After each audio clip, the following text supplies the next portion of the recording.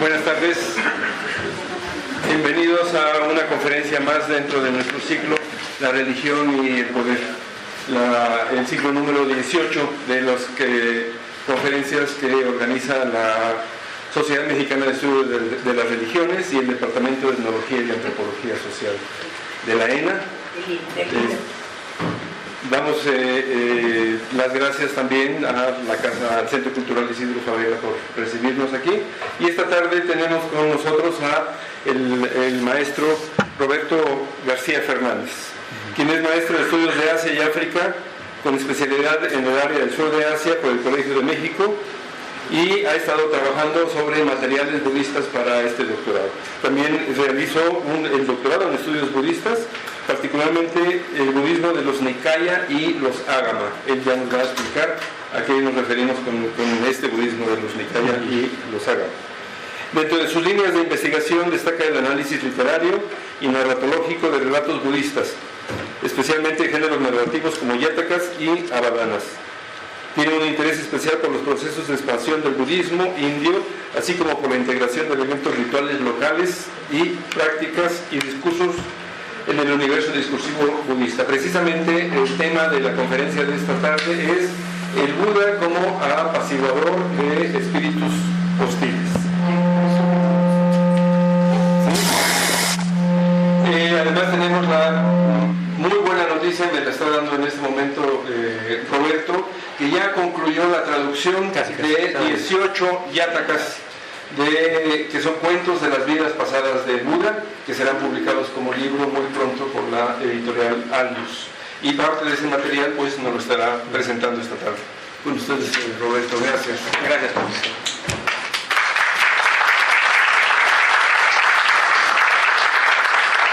Muchas gracias y muy buenas tardes a todos. Gracias por haber asistido a esta plática. Un agradecimiento a la sociedad por esta invitación y por supuesto en particular al profesor Preciado.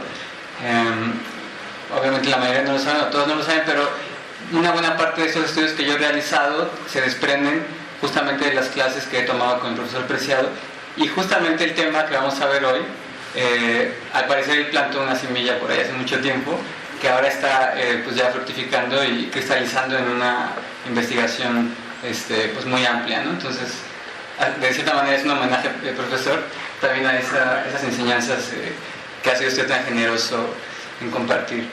Bueno, entonces vamos a comenzar esta sesión. Originalmente el título de la sesión era mucho más largo, pero tuvimos que acortarlo para que cupiera en el cartel. Era algo así como el Buda Gautama como domesticador de espíritus en el budismo indio antiguo. Ahora bien, está bien cómo quedó el título, tiene los elementos más importantes, y a lo largo de la sesión lo que quiero hacer es ir un poco aclarando todos estos elementos que están en el título, ¿no? ¿Qué es lo que significan y cuál es la relación entre todos ellos? Entonces vamos a comenzar, por favor, la que sigue. Bueno, cuando estamos hablando del Buda, o cuando hablamos del Buda, en particular en esta sesión vamos a hablar del Buda Gautama, que es un personaje que sabemos que fue un personaje histórico, que existió por ahí del siglo VI, siglo V. Estas fechas que doy aquí son fechas pues aproximadas y solamente corresponden a algunas de las dataciones, o sea que no necesariamente tienen que ver con la realidad histórica de este personaje, pero son bastante aceptadas en términos académicos actualmente, ¿no? Hay otras que nos dicen que fue 3000 años antes de nuestra era, y etcétera, ¿no? Y por ahí varían algunas 100, 200 años. Bueno, sabemos entonces que fue un personaje histórico que vivió en lo que actualmente conocemos como la India, en la zona del Ganges. Un poquito más adelante les voy a presentar un mapa de la zona. Y es un personaje al cual se conoce por diferentes nombres o epítetos. Por supuesto, el epíteto más importante es el Buda. Ahorita vamos a ver qué significa eso. Y también se le conoce como Siddhartha Gautama Shakyamuni, que son todos epítetos en realidad. Probablemente el único nombre de estos sea Siddhartha, y Gautama parece ser su nombre de linaje o de su tribu. Bueno, la siguiente, por favor. Como les decía, él nació y desarrolló su labor en la zona del Ganges, que es una zona que se encuentra en la parte casi noreste de la actual India, muy cerca de el actual país que conocemos como Nepal, perdón. Y bueno, aquí les marco algunos de los puntos más importantes, no vamos a ver todos, solamente vamos a ver uno. Y sabemos que este personaje tuvo, o hay quien, sus seguidores o él mismo, declararon que él había tenido una experiencia muy transformadora a la edad aproximada de 29 años, ¿no? Lo que actualmente conocemos como el despertar del Buda. La siguiente, por favor. Ajá. Y esta experiencia que los textos Pali y sánscrito por igual llaman el bodhi del Buda o el despertar del Buda, tuvo lugar en un lugar que actualmente se llama Bodh Gaya, en el estado de Bihar. Si podemos regresar la pasada para que todos se ubiquen un poquito, por favor. Es lo que en este mapa dice Uruvela Gaya, que es como ese lugar se conocía en aquellas épocas, Uruvela. Bueno, sí, ahora sí, adelante, por favor. Bueno, en términos históricos, casi esto es todo lo que podemos decir del Buda. Y cuando me refiero a términos históricos, pues me refiero a una visión de la historia moderna en donde tenemos ciertos hechos que podemos comprobar. Bueno, en realidad ni siquiera los podemos comprobar, pero casi toda la academia se pone de acuerdo en aceptar que así sucedió, ¿no? Todavía en el siglo XIX, pues había, principalmente en la academia francesa, había gente que planteaba que la vida del Buda era una mitología solar, y que bueno, este personaje no había existido, ¿no? Ya vamos a ver cómo conforme pasa el tiempo y llegan a nuestras épocas, pues ya todos aceptamos la existencia del Buda, por supuesto. Bueno, la siguiente, por favor. Por supuesto, la literatura budista es muy amplia y no podemos abarcar diferentes escuelas cuando hablamos de la vida del Buda o del personaje del Buda, porque cada una de estas escuelas concibe al personaje de maneras muy distintas, ¿no? Entonces, en esta sesión en particular me voy a ceñir solamente a las tradiciones de la escuela Theravada, que es una escuela que existe actualmente y de la cual, bueno, que es muy importante principalmente en el sureste de Asia, y de la cual tenemos un corpus literario muy grande. Pero también voy a usar algunas referencias a otras dos tradiciones, la tradición Mula Sarvastivada y la tradición Lokottaravada, que son dos escuelas budistas que dejaron de existir hace mucho tiempo, pero que sobreviven sus corpus literarios gracias a las traducciones que se hicieron al chino y al tibetano principalmente, y ya más recientemente por diversos descubrimientos de textos sánscritos de estas tradiciones, ¿no? Bueno, como les pongo en esta imagen, un poco una pregunta tramposa, porque ninguna de las dos respuestas es correcta, en realidad es al mismo tiempo, pero se las puse un poco para introducir la idea de que el Buda como personaje ha sido objeto de mucha especulación y de mucha interpretación, por supuesto, ¿no? Como les decía, algunos académicos franceses por ahí del siglo XIX pues defendían la idea de que no había existido, otros decían que sí había existido, pero que todo lo que nos decían los textos pues era una invención, que el Buda solamente había sido un filósofo y que pues por eso le habían seguido sus discípulos, porque era alguien muy inteligente.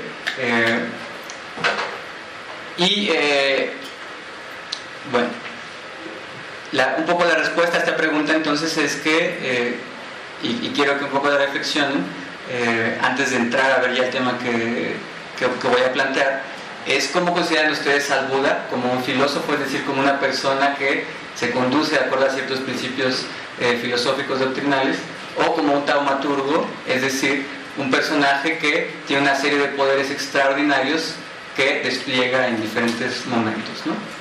Como les digo, las dos son correctas, pero me gustaría que ustedes hicieran un análisis de ustedes mismos, cómo llegaron a esta ponencia, hasta este momento, pues. siguiente lámina les presento dos posturas que voy a leer con ustedes. La primera es una postura muy influyente dentro de los estudios académicos antiguos, por supuesto ya no actuales, de un alemán que escribió la primera biografía completa del Buda, por ahí de 1891. Y él, aquí solamente les pongo un fragmento, él nos dice: los siglos posteriores han dotado la historia del Buda con prodigios sobre prodigios en una escala completamente diferente de la de las épocas anteriores, y se dedicaron con una preferencia particular a rodear la figura del niño bendecido, el Buda, con las creaciones más extravagantes de una imaginación sin límites. Bueno, como les digo, esta fue una postura muy, o ha sido en realidad, todavía sigue siendo una postura muy defendida en algunos círculos, no solamente académicos, sino también de devotos del Buda fuera de países budistas, en el sentido de que consideran a la figura del Buda como es decir, más bien que la figura del Buda está de alguna manera transfigurada o trastocada por el paso de los siglos, ¿no? Que ya no podemos acceder a aquel Buda puro o prístino de los primeros tiempos, y que por lo tanto todo lo que podemos leer en los textos budistas como tales, o la mayor parte de lo que podemos leer en ellos, pues es una invención de alguien que magnificó esta figura. Bueno, la segunda cita que les pongo es una cita mucho más reciente, por supuesto, y que de alguna manera representa una visión académica mucho más amplia, que es integradora de ambas posturas, ¿no? Bueno, es de un señor que se llama Rey, y él dice: las nociones occidentales y modernas de que existe una individualidad desmitificada aparte del símbolo, el culto y la leyenda no tienen relevancia para el caso del budismo temprano. Gautama, en su propio tiempo y en épocas posteriores, pudo ser el Buda precisamente porque se entendía que personificaba de una manera sin precedentes lo cósmico y lo trascendente. Lejos de ser incidentales en cuanto a quién era, el mito y el culto definían su persona esencial tanto para sus seguidores tempranos como para los budistas posteriores. Bueno, esto quiere decir que de cierta manera no podemos entender la figura del Buda si la despojamos de todos los elementos de prodigio, de todos los elementos extraordinarios que rodean su figura, ¿no? Y vamos a ver algunos de esos elementos. Si nosotros intentáramos un poco, siguiendo a Hermann Oldenberg, el primero que cito, limpiar la figura del Buda de todos estos elementos, pues no nos quedaría más que lo que presenté en la primera parte de esta clase. No podríamos decir más que eso, ¿no? El Buda, creemos o sabemos que vivió en India en aquellos siglos, y fuera de eso hay muy poco que podríamos decir. Esto debido a que los textos budistas que han llegado hasta nosotros, los más antiguos por lo menos, pues no proceden de más allá de 2 siglos, 2-3 siglos después de la muerte del Buda. Los vestigios arqueológicos tampoco ninguno se ha remontado hasta la época de la vida del Buda, es decir que no tenemos ningún vestigio directo que nos hable de este personaje de primera mano, ¿no? Bueno, la siguiente, por favor. Vamos a entrar un poco entonces a ver justamente la figura del Buda, remarcando su carácter prodigioso, su carácter extraordinario, el cual ya vimos no podemos simplemente eliminar, ¿no? Bueno, y aquí les voy a contar brevemente una historia, un mito, con lo que los académicos más integrales de budismo llamarían una parte de la biografía sagrada del Buda, que tiene elementos de prodigio. Y es una historia que nos cuenta que el Buda, después de haber realizado su meditación transformadora bajo el árbol Bodhi y de haberse convertido en Buda, iba por ahí pues haciendo discípulos, ¿no? Iba caminando por esta misma región y la gente se iba transformando gracias a lo que él les enseñaba. Bueno, parte de esta empresa que podemos llamar proselitista de los primeros tiempos del Buda, una estrategia que él utilizaba era a ser adepto a un maestro que ya tuviera muchos discípulos. En este caso, a quien va a ser adepto es a un asceta que se llamaba Cássapa. Por aquí abajo pueden ver su nombre de clan, y él tenía a 500 discípulos, y nos dicen que este asceta Cássapa pues le parecía extraordinaria la figura del Buda, pero no creía que fuera superior a él porque pues no tenía nadie que lo siguiera, no como él, que tenía 500 discípulos. Entonces el Buda comenzó a realizar una serie de prodigios extraordinarios, uno de los cuales era crear una gran inundación en medio del río donde él estaba, de tal manera que los Cássapas, con su maestro a la cabeza, pues pensaron que el Buda se había muerto, pues ahogado en esta gran inundación. Entonces tomaron una barca para ir a buscar su cuerpo en medio del río. ¿Y cuál fue su sorpresa cuando llegaron en medio del río? Que el Buda estaba caminando sobre las aguas, ¿no? Entonces aquí, puesto que es una representación de las épocas más antiguas del budismo, no se representa la figura del Buda, sino que, o más bien dicho, se lo representa pero en ausencia, se lo representa por otros indicios.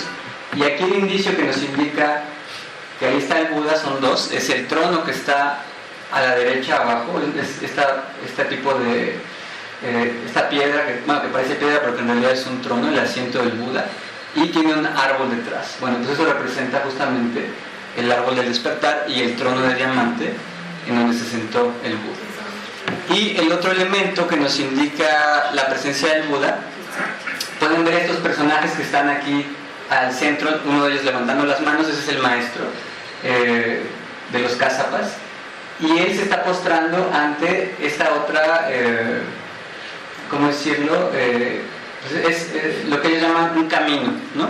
Está representando los pasos que iba dando el Buda encima del agua.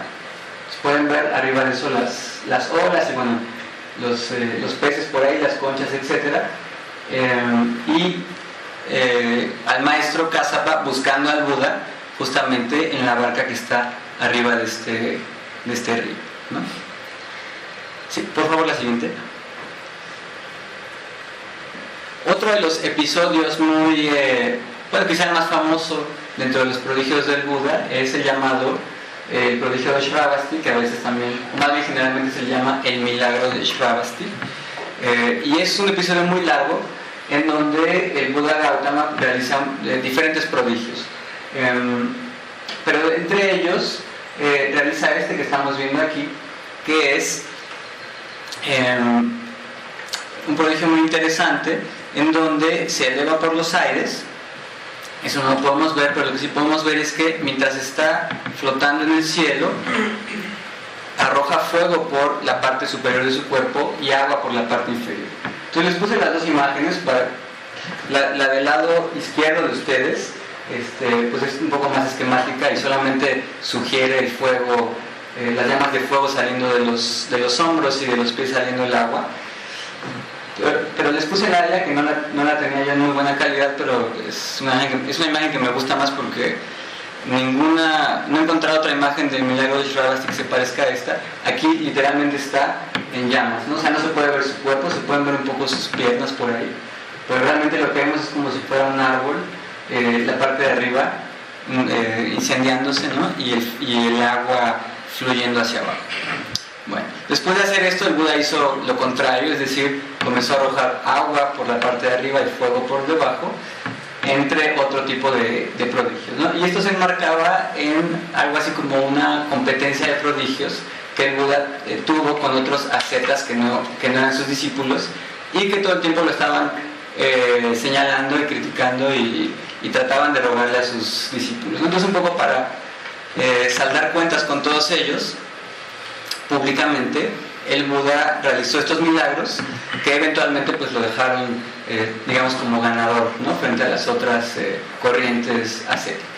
Bueno, estos ejemplos que les puse aquí pues simplemente son un poco para demostrar o que ustedes tengan indicios de cómo la figura del Buda está muy alejada o no solamente se circunscribe a este personaje que muchos de nosotros o muchas personas consideramos como un personaje, lo repito, filosófico, como un personaje que solamente ha descubierto ciertas verdades extraordinarias y tiene la capacidad de mostrarlas a otros, ¿no? Además de eso, también es un personaje que tiene un poder extraordinario o una serie de poderes extraordinarios que le permiten sobrepasar la categoría de lo humano, de lo divino también, y que lo convierten en un personaje único, ¿no? Hay una historia por ahí en donde, esta aparece en el canon Theravada, en donde se acerca un brahman que ve al Buda y lo ve muy extraordinario y le dice: ¿tú qué eres? ¿Eres un deva? ¿Eres un yaksha? ¿Eres un gandharva? Es decir, diferentes seres míticos, ¿no? ¿Qué eres? Y le dice: no, yo soy un Buda, ¿no? Y el Buda no tiene igual, el Buda no es un ser humano común y corriente, ha alcanzado, digamos, una categoría sobrehumana. Bueno, la siguiente, por favor. Habiendo introducido un poco esta faceta del Buda como ser prodigioso, vamos a ver si se dieron cuenta, en el título de la ponencia pues era el Buda como apaciguador de espíritus. Entonces vamos un poco a definir, ya vimos un poco quién es el Buda, ¿no? Así a muy grandes rasgos. Vamos a ver ahora quiénes son los espíritus. Estoy seguro que conocemos más al Buda que a los espíritus. Bueno, los espíritus de los que vamos a hablar contienen conforman una categoría que los textos sánscritos llaman los amanushas, los no humanos, los que no son humanos. Y los amanushas son diversas familias o diversas clases de seres míticos que en realidad aparecen en todas las mitologías indias, incluyendo el budismo, el hinduismo, el jainismo, no sé si al islam también por ahí, el sufismo de repente aparezcan por ahí, pero por lo menos en todas las otras tradiciones religiosas indias están pobladas por estos seres. Y son seres que se consideran a veces como deidades menores, pero que generalmente juegan papeles importantes dentro de estas narrativas, ¿no? Ya sea como ayudantes, ya sea como contrapartes de los personajes. Y en el budismo no es la excepción. En el budismo, la literatura budista la literatura y las representaciones plásticas budistas están repletas de este tipo de seres no humanos que tienen, digamos, varias naturalezas, ¿no? La siguiente, por favor. Tenemos, por ejemplo, aquí solamente les voy a poner unos ejemplos y vamos a empezar a hablar de algunos en concreto. Tenemos, por ejemplo, a los ganas, que son generalmente se les considera como muy pequeños, y como su nombre lo dice, gana significa multitud, muchedumbre, pues siempre están muchos por ahí acompañando a alguna otra deidad de mayor rango, ¿no? Están los kinaras y kinaris. Aquí en esta ocasión les puse una kinari, que es la versión femenina, los cuales aparecen en textos budistas. Generalmente son los humanos los que se enamoran de las kinaris por su belleza celestial, ¿no? Y como pueden ver, pues la mitad de su cuerpo es de pájaro y la otra mitad es humana. Sí, el siguiente, por favor. Tenemos también a los nagas y nagis, que estos van a ser más importantes para la clase de hoy o para la ponencia de hoy, que también son universales en las tradiciones indias y que son serpientes. Es una categoría muy interesante porque el budismo los considera como animales, pero están en un estado intermedio entre ser animales y deidades menores. Son serpientes gigantescas, colosales, que pueden adoptar forma humana a placer y que habitan en reinos soberbios, esplendorosos debajo de la tierra, en donde tienen palacios de todas las joyas, todas las piedras preciosas, etc., ¿no? Y estas nagas y nagis tienen varias características, entre las cuales se encuentra que son aquellos seres que guardan los tesoros de la tierra y por lo tanto tienen la capacidad de otorgarlos, así como de castigar a aquellos que los sacan de sus reinos, ¿no? y además pueden manipular de muchas maneras los fenómenos atmosféricos como la lluvia, el granizo, los ríos, etc., ¿no? Bueno, los siguientes son, la siguiente por favor, son los yakshas y yakshis, que generalmente se les representa de una manera, plásticamente de una manera a las mujeres como muy bellas y a los hombres como con un vientre muy protuberante. Y digo plásticamente porque en las historias generalmente se les representa o se los describe como muy terribles, con grandes colmillos, con ojos enrojecidos, con la piel blanca,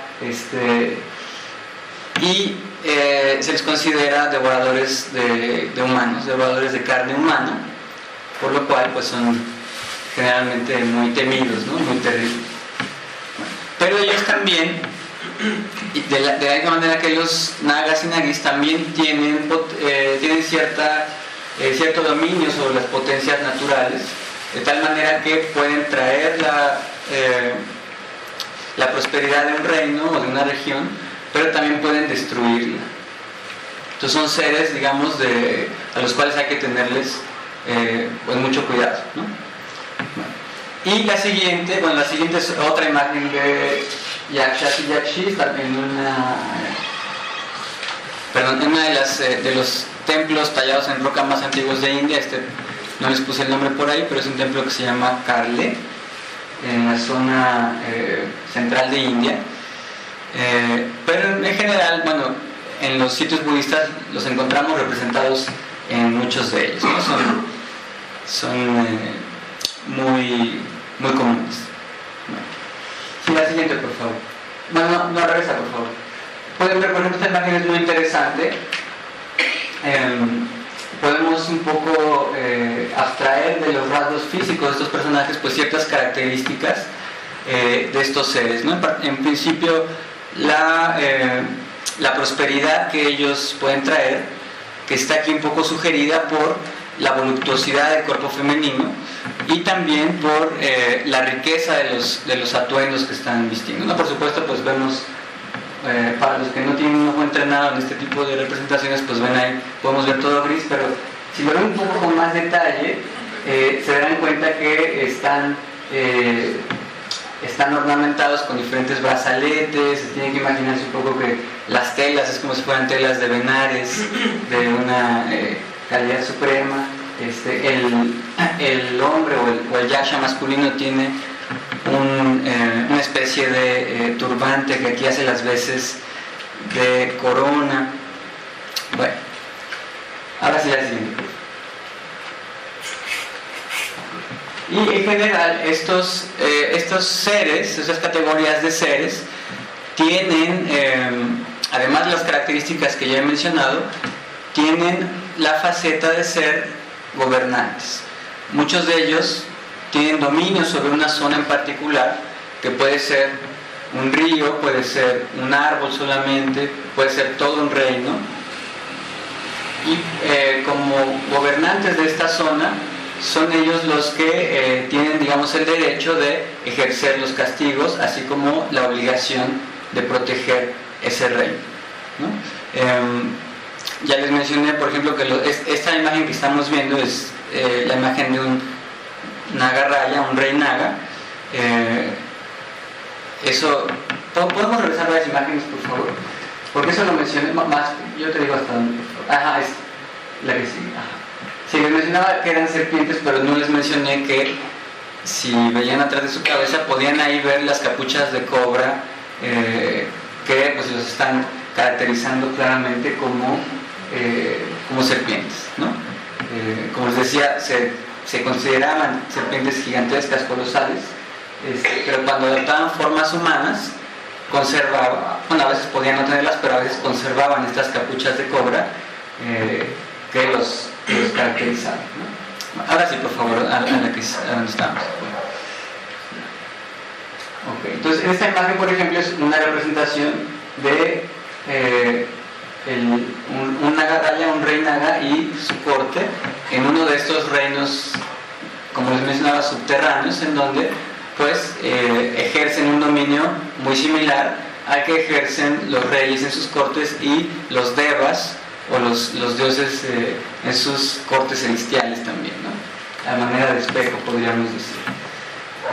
Por ejemplo, entonces al Nagarraya, aquí por eso quería regresar la imagen, porque aquí no es tan claro las capuchas de cobra, pero ya que tienen el referente que acabamos de ver, ya pueden un poco visualizarlas. Y también este está ataviado con una corona muy bella también, y tiene alrededor de él a sus sirvientes femeninas, ¿no? Que lo están pues abanicando. Bueno, la siguiente, por favor. Y como mencionaba, como los reyes humanos o como los reyes celestiales, pues también hay diferentes categorías de deidades, ¿no? O podríamos decir, hay diferentes categorías o hay